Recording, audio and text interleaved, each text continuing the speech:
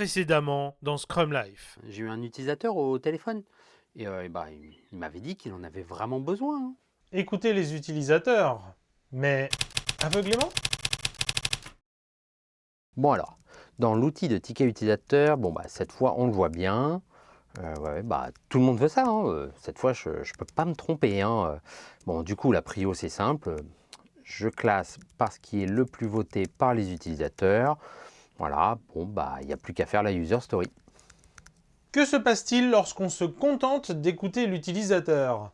Attention, car c'est le meilleur moyen de ne pas avoir de sens, ou plutôt de partir dans tous les sens et de se perdre. Rappelez-vous bien cette phrase, hein. Une start-up ne meurt pas de faim, elle se noie. Bienvenue dans notre série La gestion de produits en pratique, et aujourd'hui on va voir que justement les utilisateurs n'ont pas toujours raison. Je suis Jean-Pierre Lambert, le créateur de Scrum Life, la première chaîne YouTube qui parle de l'esprit agile. Scrum Life, je l'anime avec Constantin Gay, mais je suis également soutenu par toute la communauté de Scrum Life. Je vous invite d'ailleurs à la rejoindre pour nous soutenir, mais aussi pour échanger au quotidien avec toute la communauté, partager, grandir et simplement monter en compétences. Dans cet épisode, nous allons commencer par faire une étude de cas de cette situation que vit l'équipe Panda et que nous-mêmes nous rencontrons régulièrement chez les clients que nous accompagnons. Cette approche d'avoir des tickets support où n'importe quel utilisateur ou client peut se connecter sur un outil pour remplir des tickets et suggérer des fonctionnalités, des améliorations sur le produit. On va voir ensuite que ce n'est pas magique. Il ne suffit pas d'avoir cette approche pour que ça fasse un produit génial. Et on va voir que justement, ce qui compte, ça va être de ne pas attendre passivement les retours et qu'est-ce qu'il faut faire. Il va falloir y mettre du sien. Et on va se pencher sur comment utiliser les retours utilisateurs pour en faire quelque chose de pertinent. Et on terminera l'épisode en insistant bien sur l'importance de communiquer vos décisions. Revenons sur l'équipe Panda et regardons l'approche produit qu'elle a choisie. En l'occurrence, elle a donc décidé de gérer les fonctionnalités, les demandes d'évolution, comme on gère des bugs, des tickets. Honnêtement, c'est assez naturel de faire ça, notamment si vous avez un passé un peu technique. C'est une approche d'ingénieur. Voilà, on met les choses en place, les gens votent dessus, ça va rouler tout seul. Mais c'est le meilleur moyen de se perdre d'un point de vue produit. Faire comme ça ne va absolument pas aider à comprendre les utilisateurs, à appréhender les problèmes que les utilisateurs essaient de résoudre justement. Revenons à l'équipe Panda. Regardons les difficultés qu'elle rencontre lorsqu'elle essaie de construire son backlog produit, lorsqu'elle essaie de lister l'ensemble des options qu'elle envisage pour la suite du produit, en partant des tickets qui ont été soumis par les clients, les utilisateurs, les prospects. Bon, proposer un service du montage du meuble à domicile. Ah ouais, c'est pas bête. Il a raison, ce serait bien de faire ça. Vous en pensez quoi, là, l'équipe, de faire un service de montage à domicile? Il y a plein d'utilisateurs qui nous demandent ça. Ça a l'air pas mal, franchement, hein. Ouais, mais attends. Ouais, enfin là, comme ça nous paraît évident, mais ouais, ne serait-ce que pour l'exercice, posons-nous la question, c'est quoi le but derrière là, cette fonctionnalité, ce besoin? Oui, c'est quoi le problème qu'il essaye de résoudre? Bah oui, on imagine bien que c'est pour pas avoir à monter son meuble, mais pourquoi justement il veut pas avoir à monter son meuble? Ah ouais. Comme on le voit, un outil de gestion de tickets ne permet pas d'avoir ce type de réponse. Alors d'accord, 200 personnes ont voté pour la même fonctionnalité, mais si ça se trouve, pour 200 raisons différentes. Cette approche ne va pas permettre d'enclencher une véritable démarche produit, pour laquelle on utiliserait plutôt des outils comme le Lean Canvas ou les User Stories. On en revient aux entretiens utilisateurs, où on va vraiment échanger avec des utilisateurs existants qu'on a déjà ou potentiels. Les entretiens utilisateurs, c'est difficile à animer. Est-ce que vous pensez vraiment que les utilisateurs vont réussir à faire tout seuls la démarche d'introspection, d'aller au fond de leurs problèmes avec juste quelques cases à remplir dans un outil? Même si vous arrivez à avoir un début intéressant dans le ticket, il va falloir creuser. Creuser pour aller au fond et vraiment comprendre ce qui se passe. Regardons le product owner de l'équipe Panda en action. Merci du temps que vous nous accordez, hein, pour partager votre expérience avec notre produit. Avec plaisir. Alors, on a vu que vous faisiez partie de ceux qui ont proposé un service de montage à domicile. Est-ce que vous pourriez élaborer un peu? Oui, bien sûr, ça serait bien qu'on n'ait pas à monter vos meubles. Très bien, et vous pourriez nous dire, nous expliquer pourquoi est-ce que vous ne préférez pas monter vos propres meubles? C'est un peu galère, enfin, on doit aller chercher les outils. Enfin, moi, je vous explique, hein, moi, je suis pas bricoleur, j'ai pas tout ça, puis en plus, je vis en appartement, hein, donc j'ai pas beaucoup de place. La dernière fois, justement, que j'ai acheté un meuble, j'ai dû acheter des serre-joints ou un truc comme ça, 30 euros, hein, quand même, hein. Ça fait cher pour un truc que, j'utiliserai peut-être plus jamais, et puis ça prend de la place maintenant. Ah ouais, ouais, je comprends. Moi aussi, je suis un peu bricoleur du dimanche. Et est-ce que si on rendait le montage des meubles plus facile, ce serait pas une autre solution plutôt que de vous proposer un service de montage? Ouais. Ce que vient de faire le product owner de l'équipe Panda, c'est partir de l'utilisateur et surtout du problème à résoudre. Il a fait en sorte de comprendre l'utilisateur. Un très très bon outil pour ça, on vient de le voir avec le product owner de l'équipe Panda, ce sont les user stories. Les user stories, ça sert à ça justement, à bien préciser quel est le problème qu'on essaie de résoudre, à bien préciser qui est le type d'utilisateur auquel on s'adresse, à bien expliciter et surtout creuser quel est le problème fondamentalement qu'il veut résoudre, quel est le gain qu'il en attend, et enfin seulement, qu'est-ce qu'on peut mettre en place pour y arriver. Si utiliser ainsi les user stories comme un très bon moyen de comprendre vos utilisateurs, c'est quelque chose qui vous intéresse, sachez que Scrum Life propose une formation exactement sur ce sujet-là. Nous l'avons intitulée « Construisez le bon produit plutôt que celui que vous voulez ». Et dans cette formation, vraiment, on creuse le principe de user story, justement pour en faire la clé de votre approche produit en comprenant vos utilisateurs. Quoi qu'il arrive, vous n'y échapperez pas, hein. Vous devrez aller parler à vos utilisateurs. C'est la clé. Pour découvrir notre formation, allez sur scrumlife.tv/faire le bon produit en tout attaché. Maintenant, on va creuser un peu plus, on va vraiment expliquer pourquoi cette approche avec les tickets où les personnes suggèrent directement ce qu'elles veulent, pourquoi c'est pas magique, pourquoi ça marche pas vraiment.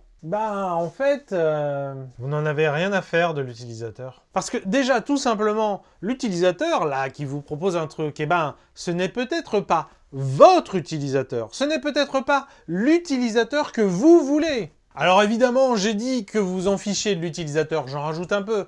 Évidemment, l'utilisateur, il est primordial parce qu'il est une composante essentielle de la réalisation de votre vision, de votre mission, qui passe souvent par résoudre un problème utilisateur justement. Mais encore une fois, c'est pas vraiment l'utilisateur en lui-même qui compte.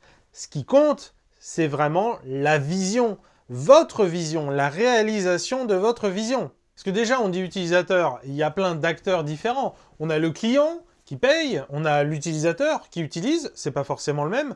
On a aussi le prospect, qui va peut-être être un client, mais qui ne l'est pas encore. Ou il y a encore plein d'autres acteurs, ça peut être ceux qui vont installer ou configurer votre produit, mais qui ne sont pas vraiment le client, ceux qui l'achètent, ni les utilisateurs. Dans tous les cas, il faut revenir à la base. Cette personne, ce client, cet utilisateur, est-ce qu'on le veut? Est-ce qu'on veut ce client? Il faut revenir à la vision pour se poser cette question. Dans le cas de l'équipe Panda, leur vision, elle tourne autour de réduire l'empreinte carbone du mobilier qui reste accessible. Il faut vraiment qu'ils se demandent, est-ce que la demande de cet utilisateur vous rapproche de votre vision, de votre mission? Ou au contraire, est-ce qu'elle vous en éloigne? Oui, pensez à moi, les pandas, pandas. Et puis en plus, l'utilisateur, il a son point de vue bien à lui. Donc forcément, il va demander des choses par rapport à son monde, pas par rapport au vôtre. Donc encore une fois, attention à ne pas s'écarter de la vision et à ne pas dévier de votre objectif. Surtout que derrière, lorsqu'on prend une décision, il faut assumer la décision. Il faut vivre avec les conséquences de ces décisions qui souvent nous amènent très très très loin. On a accepté de rajouter une fonctionnalité, il faut la maintenir, il faut la faire évoluer, il faut l'intégrer avec toutes les autres fonctionnalités du produit, il faut bien penser à tout. Ça complexifie le produit, ça rajoute du risque, etc. etc., etc. Ajouter un petit truc pas cher, ça peut vraiment cacher des coûts énormes derrière. Un bon produit ne doit pas plaire à tout le monde. Un produit qui fait tout ne fait rien de bien. Et puis, s'il fait tout, probablement qu'il n'aura pas de personnalité ou de conviction qui font qu'on va le choisir plutôt qu'un autre. Il n'aura pas cet élément différenciant. Évidemment, on vous dit ça, n'en tenez pas compte si vous êtes le leader sur le marché, que vous êtes le standard de fait. Attention tout de même à ne pas vous faire passer devant sans le voir venir par un nouvel arrivant. Le choix d'implémenter une fonctionnalité, c'est un calcul rationnel, c'est une prise de décision rationnelle toujours par rapport à la vision produit. C'est une décision stratégique. Dans ce domaine, on aime bien aussi dire qu'on est centré sur l'utilisateur. Et c'est très bien, mais encore une fois, centré sur l'utilisateur ne veut pas dire faire ce que dit l'utilisateur. Les feedbacks, les retours des utilisateurs sont très importants. Ils vont vous permettre de challenger votre vision. Mais ne faites pas quelque chose qui n'est pas en lien avec votre vision. Par contre, évidemment, changez de vision si vous vous rendez compte, avec les retours utilisateurs, que votre vision ne fait pas de sens. Dans la manière dont vous allez collecter des retours utilisateurs, il va falloir ne pas juste attendre passivement. Car ce que vous voulez, c'est bien faire ce dont l'utilisateur a besoin et non pas ce qu'il dit. Comment avoir l'avis des utilisateurs? On va le voir, il y a plein de manières différentes. Et pour certains de ces moyens, on arrive à avoir l'avis des utilisateurs sans leur demander leur avis. On a plusieurs types de retours. On aime bien parler de retours qualitatifs. Eh bien par exemple, vous allez avoir des revues, des avis sur votre produit. Si vous avez une application mobile, vous aurez des avis dans les stores mobiles. Il y a aussi ce qu'on dit de vous sur les réseaux sociaux. Ou bien entendu, évidemment, le support utilisateur. Qu'est-ce que les personnes viennent vous dire directement? Parfois des choses super gentilles, hein. C'est pas forcément que des bugs que les personnes remontent. Mais aussi simplement le type de problème que les personnes rencontrent est aussi très intéressant pour comprendre qu'est-ce que les personnes essayent de faire. Le support utilisateur est très puissant parce qu'on est au contact des personnes. Et nous avons aussi le quantitatif. Par exemple avec des tests AB. On fait deux options en parallèle et on voit bien laquelle a plutôt la préférence. Et puis c'est aussi l'approche MVP. On fait une expérience, on attend, on regarde ce que ça donne. Et évidemment, vous devez aussi analyser, observer les comportements des utilisateurs sur le produit, dans la masse, dans le volume. C'est typiquement à ça que va nous servir le plan de marquage si vous êtes sur un produit numérique. Et vous allez vouloir les deux, le qualitatif, le quantitatif, pour avoir une vision complète. Si vous ne faites que du qualitatif, vous ne saurez pas si c'est un vrai problème généralisé rencontré par tout le monde. Si vous ne faites que du quantitatif, ah oui, vous verrez qu'il y a un problème ou qu'il y a quelque chose à faire. Mais ça sera compliqué de l'analyser sans le qualitatif. Quand vous mettez les deux en parallèle, là, ça commence à être bien. Et plus largement, vous devez vraiment être acteur dans la gestion de produits, dans le product management. Vous ne pouvez pas juste attendre passivement que les retours arrivent. En fait, la gestion de produits, c'est un vrai métier, hein. Alors tout d'abord, il faut prendre le temps. Ça prend du temps, c'est un vrai métier et ça prend du temps, énormément de temps pour le faire, pour se plonger, pour bien le faire. Et honnêtement, quand je dis ça, mea culpa, hein. Moi le premier, hein, ça me demande de l'effort, hein, d'aller voir des utilisateurs, leur parler, plutôt que juste regarder ce qu'ils vont me dire, ce qui me remonte dans un outil. Pas de panique. Comme tout, ça s'apprend. Il n'y a pas de finalité, c'est pas un problème. Mais ça commence quand même par... il faut y aller. Il faut se jeter dans le bain. Il faut aller voir les utilisateurs. Alors soit dit en passant, hein, on voit que être product owner avec juste 2 heures par semaine, c'est pas possible. Ce métier de product manager et encore plus product manager dans l'équipe, le métier de product owner, pour bien le faire, pour justement passer ce temps avec les utilisateurs, pour comprendre les utilisateurs, les observer travailler, les observer utiliser notre produit, eh bien oui, ça demande une expertise qu'on peut construire, mais ça demande surtout du temps. Du temps, on ne peut pas être product owner avec juste 2 heures par semaine. Donc vraiment, il faut écouter l'utilisateur, mais sans que ce que dit l'utilisateur ne soit pris comme un ordre. Il faut toujours contextualiser son retour, il faut essayer de prendre du recul et il faut comprendre pourquoi. Pourquoi est-ce qu'il nous dit ça, cet utilisateur? Comment utiliser les retours utilisateurs? On va le dire encore une fois, hein, tous les retours utilisateurs, il faut vraiment les prendre comme des entrées, comme des données de travail très intéressantes, très pertinentes, mais surtout pas comme des demandes. Dans le backlog produit, on ne va surtout jamais vouloir mettre des demandes des utilisateurs. On va mettre des hypothèses. Et les retours utilisateurs vont nous servir à plein de choses pour structurer ce backlog produit et les hypothèses qui vont dedans. Tout d'abord, les retours utilisateurs nous donnent des exemples concrets pour comprendre l'utilisateur, s'y identifier, comprendre son problème, se projeter aussi dans la solution qu'on voudrait faire. Les retours utilisateurs servent aussi à donner des inspirations quand on recherche les problèmes à résoudre. Ou vu autrement, trouver quelles sont les hypothèses à formuler. Mais justement, si on parle d'hypothèses, ces retours utilisateurs, ils vont nous servir à jauger le niveau de certitude qu'on a sur nos hypothèses. Ben oui, le fait que beaucoup d'utilisateurs vous remontent un même problème, ou au contraire, qu'aucun ne le remonte, ça permet de se dire, est-ce que effectivement cette hypothèse, elle est plutôt vraie ou plutôt fausse? En a priori, il faudra quand même la tester. Et puis finalement, ces retours utilisateurs vont aussi nous servir à prioriser sur quel problème on doit plancher en premier. Pas parce que beaucoup de gens nous le demandent, parce que d'un côté, on a haut niveau de certitude, et qu'il est couplé à un fort gain attendu. Et parlons maintenant de la conclusion logique. Communiquer, comment communiquer? Parce que on a expliqué en long, en large, en travers pourquoi il ne fallait pas faire ce que vous demandaient les utilisateurs. Mais alors, comment gérer les utilisateurs? Comment annoncer qu'on ne fera pas ce que l'utilisateur demande? Comment annoncer que le bug ne sera pas corrigé? Je vais reformuler toutes ces questions. Comment vivre cette posture de l'approche produit? Le danger, c'est surtout si on ne communique pas là-dessus, si on ne communique pas sur les décisions qu'on a prises. Quels conseils pourrions-nous vous donner? Tout d'abord, il faut vraiment être clair sur votre roadmap et surtout sur vos enjeux. Plus important encore, quand on sait qu'on ne le fera pas, car ce n'est pas aligné avec notre vision, notre mission, notre stratégie, alors on le dit. Alors ok, le client, il va pas être content, mais posez-vous toujours cette même question. Est-ce que c'est un client que vous voulez vraiment? On va regarder la situation de manière rationnelle. Très bien, un utilisateur vous a demandé quelque chose. Qu'est-ce qu'on peut faire? On va regarder les différents choix possibles. Il n'y a que 3 issues possibles. Alors, option 1, vous faites ce qu'on vous demande, et surtout, vous engagez à le maintenir ensuite, alors que ça vous éloigne de votre vision. Donc, en fait, ça va être contre-productif. Il y a toujours cette phrase qu'on aime bien dire, décider, c'est renoncer. En décidant de faire ça, vous avez renoncé de travailler sur autre chose qui vous rapprocherait de votre vision. Deuxième option, vous indiquez clairement que vous n'allez pas le faire. Il va falloir gérer les gens pas contents, il va falloir leur faire comprendre qu'ils ne sont pas la cible, ou en tout cas, vous déjà, vous allez vraiment devoir assumer ça, assumer qu'ils ne sont pas la cible, que le produit n'est pas pour eux, tout simplement. Ou enfin, troisième et dernière option, ne rien faire, laisser pourrir la situation. Du coup, ça va pourrir.